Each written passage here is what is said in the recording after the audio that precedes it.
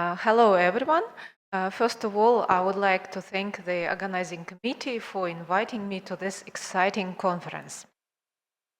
Gestational diabetes is the most common complication of pregnancy, affecting every 1 in 8 women and even every 1 in 4 women in some populations.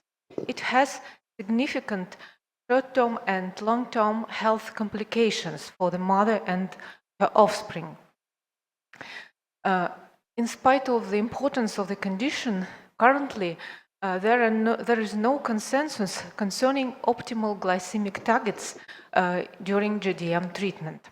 There is wide variation in target glycemic levels between different organizations. And the recommendations are usually based on consensus rather than on appropriate trials of optimal glycemic targets. Numerous organizations base their recommendations on the results of 2 trials which have proven the benefits of treatment of GDM compared to no intervention. Both trials have shown the benefits. And in the study by Mark Landon and colleagues, they have shown the reduction of macrosomia, shoulder dystocia, cesarean delivery, and preeclampsia. And the cutoff levels used to start insulin therapy in the study by Landon and colleagues was adopted by many organizations as current target glycemic levels. It was a decision during the 5th International Workshop Conference that these targets need not be revised until new data with appropriate trials appear. So the recommendations on the left side of the table are based on trials proving benefits of treatment, not the trials of different intensities of glycemic control.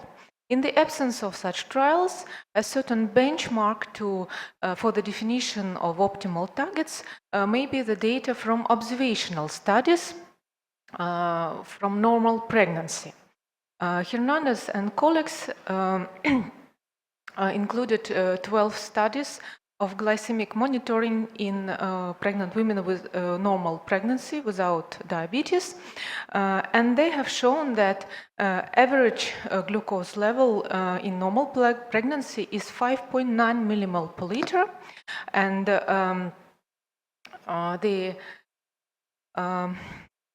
they suggested the upper limit for target glucose level as 6.6 millimole per liter.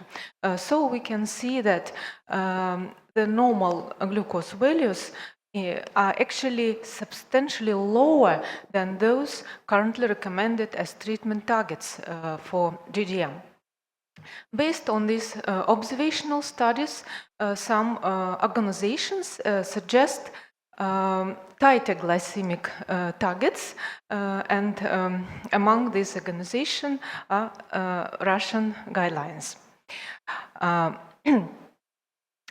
So there is no consensus, but the good news is that recently 2 randomized trials of different intensities of glycemic control were completed. One trial was performed in Australia by Caroline Crotter, and the other study was performed by our team in Russia. Let's move to the data. First, from Australian study. It included 10 hospitals and more than 1,000 women, and the target levels used for tight and less tight groups are presented on the slide. Interestingly, the study obtained conflicting results. There was no impact of target levels on the primary outcome of large for gestational age infants. But they have shown difference in secondary outcomes. There was a decrease in a composite of serious neonatal health outcome, and at the same time, there was an increase in maternal serious health outcome. And as expected, there was an increased demand for pharmacological therapy. Actually, this study does not give a clear answer which targets are better for women with GDM.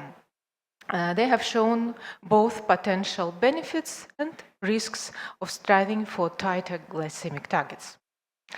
Another study performed by our team in St. Petersburg, we have randomized 650 women with gestational diabetes into two groups.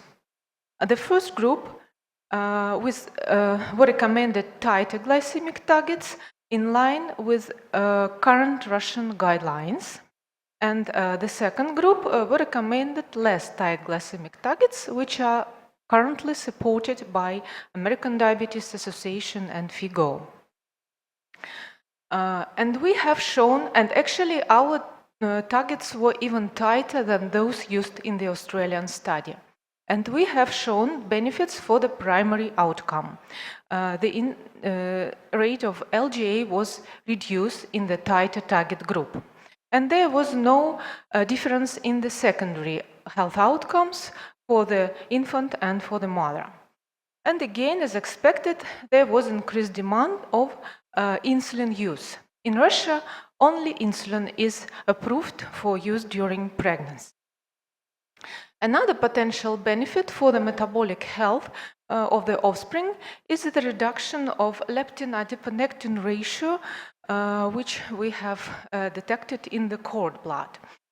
It was increased in the less tight targets group compared to healthy women, and in tighter targets group, it was the same. It was not different from the control group of healthy women. Of course, further studies are needed to prove the benefits of tighter glycemic targets for the metabolic health of the offspring. So our study confirmed the benefits of striving to tighter glycemic targets. We have shown the reduced risk of large for gestational age infants. However, these women required more insulin therapy. If you are interested in the compliance of our patients, you can see that the frequency of insulin use was lower than the frequency of insulin prescription in both groups.